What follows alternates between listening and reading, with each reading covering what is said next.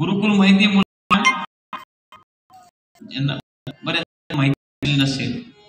गुरुकुल म्हणजे घरातून एका आश्रमामध्ये एका शाळेमध्ये ते निवासासाठी पाठवून द्यायचे, अभ्यासासाठी।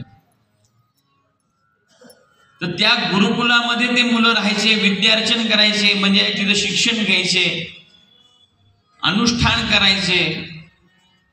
त्यांना त्या गुरुकुलामध्ये सगळ्या प्रकारचे शिक्षण असायचं। जसं आपल्या ह्या शाळेमध्ये आपण शिकतो, मैदानी खेळ आहेत, शालेय शिक्षण आहे, प्रार्थना आहे, तर त्याचप्रमाणे त्या गुरुकुलामध्ये शिकल्यानंतर 15 वर्षापर्यंत तो मुलगा अतिशय बुद्धिवान व्हायचा।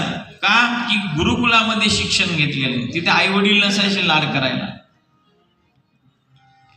आता म्हणजे मास्तरांना सुद्धा मारता येत नाही मुलांना। इथे कोण कोण मास्तर बसले त्यांना माहिती काय शिक्षा आहे।